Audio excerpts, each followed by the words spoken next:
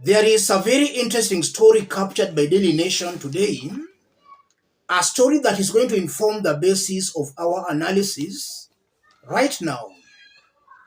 Six on police radar over youth demos. Are they sponsors?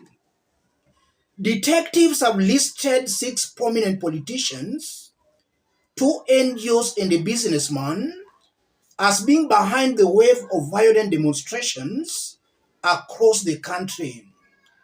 This even as the anti-tax protest entered the third week and moved from mostly peaceful processions to deadly confrontations laced with vandalism and theft of goods and property. If you dig deep into that story, six politicians, a businessman, and two NGOs are on the radar of state intelligence and security agencies following suspicion of their involvement in fueling ongoing anti-government protests. Failure to obtain hard evidence of the suspects' logistical and financial connection to the protesters has, however, intensified abductions as the state agency seeks grounds to arrest and prosecute them. Interviews with multiple people familiar with the investigations have established. The suspects are accused of mobilizing youths from slum areas and giving them cash handouts with instructions to infiltrate and turn violent the protests by largely peaceful and unarmed demonstrators.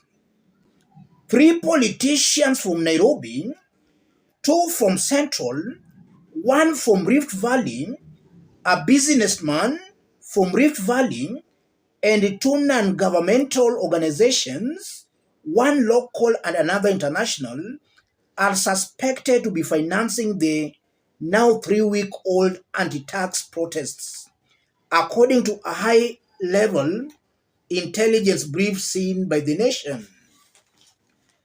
The intelligence brief claims the individual and entities were providing logistical support to the demonstrators, including transport to the epicenters of the protests like the central business district of major cities. A Nairobi politician is accused of mobilizing and hiring goons from Kibera, Mathare, and Babadogo areas.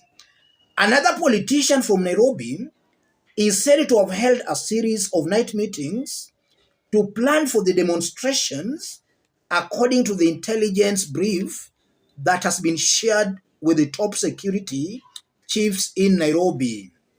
Also under watch is a politician from the Rift Valley who is accused of holding a meeting of youths at his house in Nairobi to oil the anti-government protests.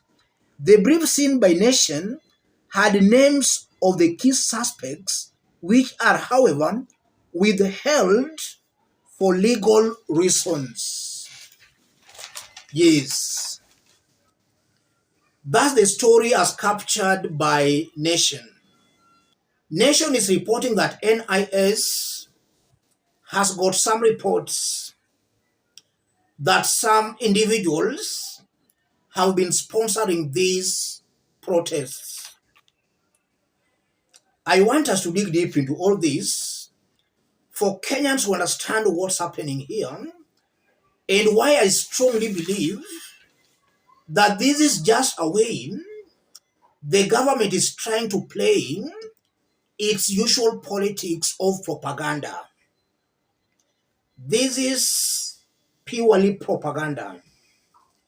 If you are watching us but you have not yet subscribed, subscribe, give the video a like. Let's proceed. Let me start by saying this. It's a fact goons infiltrated Gen Z demonstrations yesterday. And even in the past demonstrations, there were still some elements of goons, but they were not as many as the ones witnessed yesterday. So it's a fact, goons infiltrated those demonstrations. So the big question is, who organized those goons? Who organized those goons? If you look at the intelligence, they seems to be accusing Rigathi Gachagua of having organized those goons through his allies.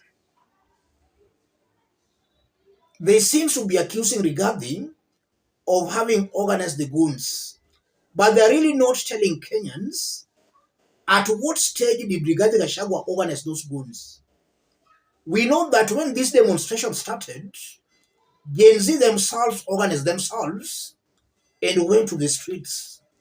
At what stage did Rigathi Gachagua come in? They are not really clarifying that. And that confirms it to me clearly that they are on a fishing expedition. They are not very sure of what they are saying. They are just trying to settle some political scores with Rigathi Gachagua. And they are trying to use these demonstrations to settle the scores with Rigathi Gachagua. I'm not here to defend Rigathi Gachagua because I believe Rigathi Gachagua is one of the worst elements in this government. Last year during Azimio's demonstrations, he was the face of Kenya Kwanza's police brutality. He used to wake up very early in the morning, organizing the police on how to deal with innocent demonstrators. And we were also told from some quarters, and these are some things in the public domain, that people close to Rigathi Gachagua organized the raid at Uhuru Kenyatta's Northlands farm. All these things are in the public domain. So Kenya Kwanza government, they should stop playing politics. Let them tell Kenyans at what stage did Rigathi Gachagua come in and how did he facilitate those violent protests. They should stop playing politics.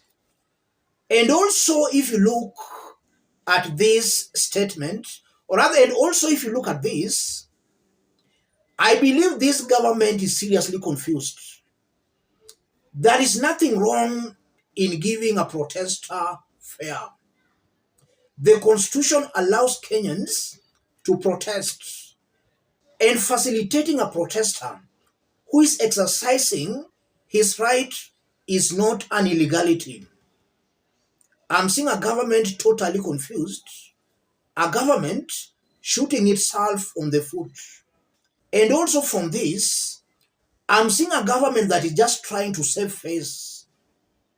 They want to send a message to the international community that the protests happening in Kenya are being financed by some politicians or some people. The truth is, Kenyans are saying William Ruto must go. Whether somebody is financing the protest or not, they feel among many Kenyans is Ruto to go. Thus, they feel among a majority of Kenyans. So as the government tries to paint an image that some people are sponsoring this protest, Kenyans are demanding for Ruto to go. And for the goons that was seen yesterday, I honestly believe that the government knows who sponsored those goons. The government might be part and parcel of those who sponsored those goons. And also from this, it might also be possible that Kenya Kwanza government is just trying to expose the individuals who sponsored last year's goons to counter Azimio's demonstrations. They might be exposing who sponsored the goons last year and also who sponsored the goons who raided Uhuru Kenyatta's Northlands farm. That's what I'm seeing here. So I'm seeing a totally confused government. A government fighting itself. This government should just resign. It's embarrassing itself. All these stories, in my honest opinion, is just to divert attention. This is just a way to allow them kidnap Kenyans because they are saying that they don't have hard evidence on these sponsors. So they must kidnap them to see if they can get hard evidence. That's bullshit.